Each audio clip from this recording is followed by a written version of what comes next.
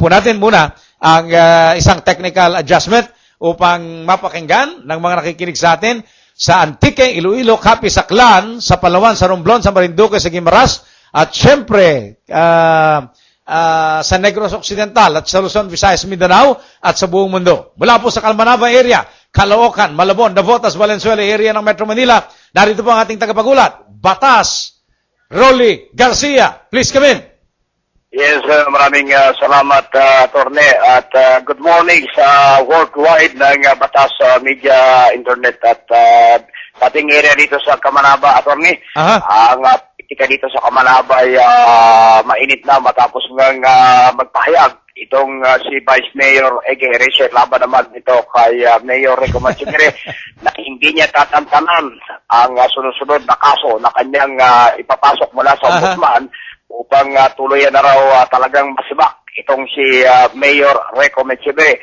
Sa dalawang buwan na tinataw ng pagkakasuspindi kay o sa dalawang buwan na pagkakalabas ng TRO na ibinigay ng korte ay sinasabing matapos itong dalawang buwan ito ay muli na namang sasampahan ng kaso ni Vice Mayor Ege Herese.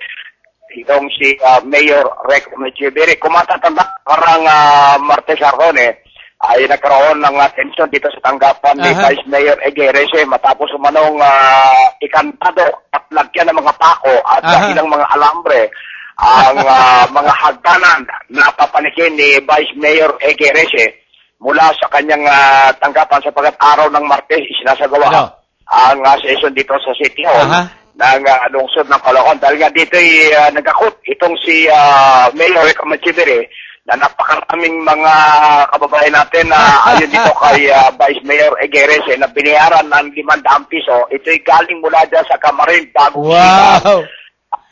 Nagakot ng mga tao upang dali nung araw ng Martes. Upang kung sakaling dumating itong si Vice Mayor Ege Herese ay babatuhin ng mga kamatis dito sa kanyang sangguniang panglungsod ng Caloocan. Talaga naman. Nakarating naman Attorney kay Vice Mayor Ege Herese at siya naman ay humingi ng tulong mula naman sa TINC. Wala tayo sa Antique. At dumating na 6 na pulis at binatayan itong sanggunian Attorney. Sa ngayon Attorney, ang Caloocan niya ay tahimik ngayon ng City Hall bagamat makaraan itong 2 buwan. Ay muli na naman magkakaroon ng problema ang lungsod ng Caloocan sapagkat 2 buwan lamang ang binigay ng TRO mula naman dito kay Mayor Rico Machibere. Sinabi ni Rico Machibere na walang utang itong si Vice Mayor Ege Herese matapos ang kuning bilang vice alcalde ng lungsod ng Caloocan. Pero pinayag naman Attorney nitong si Vice Mayor Ege Herese na hindi siya ang umapply bilang Vice Mayor ng lungsod ng Caloocan, kundi siya ay pinilit lamang at pinunta ng personal nitong si Rico Machibere para tumakbo bilang Vice Mayor dahil nga sa walang masasampahang partido itong si Rico Machibere dahil nga nung kapanahon na yon ay kumapit siya sa partido ng yung kay Joseph Estrada at ganoon din kay Masang Pilipino. Masang Pilipino. At Liberal Party.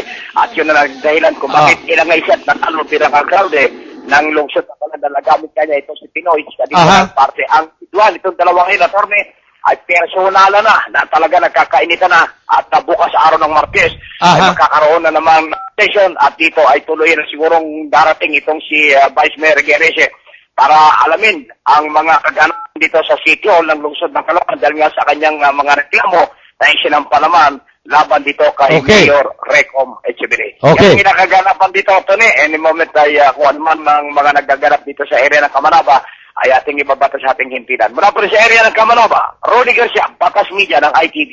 Maraming salamat, Rolly Garcia. Mula po yan sa Caloocan City Hall at nagbigay ng update para sa ating mga kababayan dito po sa DYKA, sa DYMS at sa GBAM 792 kHz.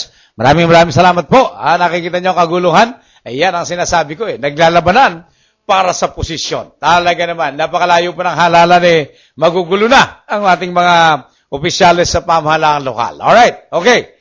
Ay doon po sa problema ng grupong pang-spiritual na ito. Bibigyan po natin ng pagkakataon yung grupong inirereklamo, bagamat hindi po natin binanggit, Bagamat hindi po natin binanggit kung ano yung pangalan, bagamat hindi natin binanggit kung ano po yung Anong pangalan niyan? Bagamat di natin binanggit kung sino yung mga taong namumuno dyan sa grupong pang-spiritual niya. Bagamat nakalagay po dito sa text message, pagpumanin po niyan, di natin mababanggit kasi wala pong wala pong pagkakataong makasagot yung mga taong binabanggit nyo. Kaya, kung po pwede lang, alam naman po ninyo na kayo ang pinatutungkulan nito.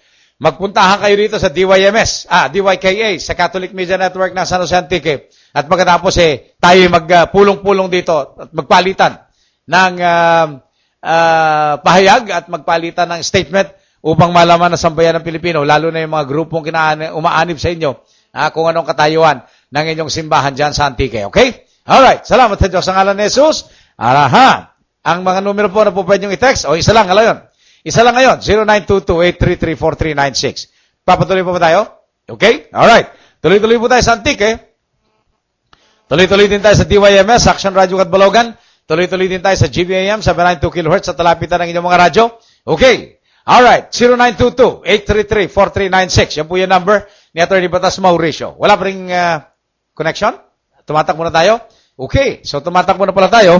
At tingnan natin kung ano ang mangyayari dito sa ating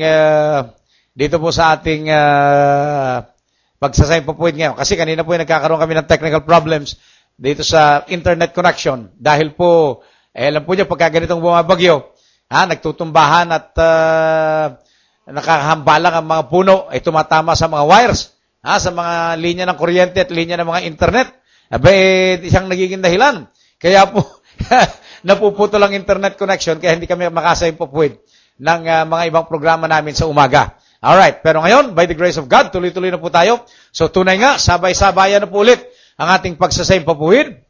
Dito po sa Antique, Iloilo, Capiz, Aklan, sa Palawan, sa Romblon, sa Marinduque, sa Mindoro, sa Guimaras at sa Negros. Ganon din po, sabay-sabay na tayo sa iba't ibang cable TV stations sa Luzon, Visayas, Mindanao. Sabay na rin po tayo sa buong Pilipinas at buong mundo sa pamamagitan po ng ating internet television, ang Batas Internet Television. Kung nais po ninyo, mapanood si Atty. Batas Mauricio habang tayo nagsasayang pabuwid dito po sa DYKA, dito po sa DYMS at sa GBAM, maaari po kayong mag-log on sa inyong mga internet. Magbukas po kayo ng inyong mga internet at pagkatapos, ilagay po nyo ang aming website, www.batasmedia.com www.batasmedia.com at pagkatapos, kami po ay makukuha ninyo agad. Mapapanood po ninyo agad si Atty. Batas Mauricio. Yan. Sa inyo pong mga nanonood sa aming website, meron pong chat box dito po sa gilid. Dito po sa gilid, dito po sa aking bandang kaliwa.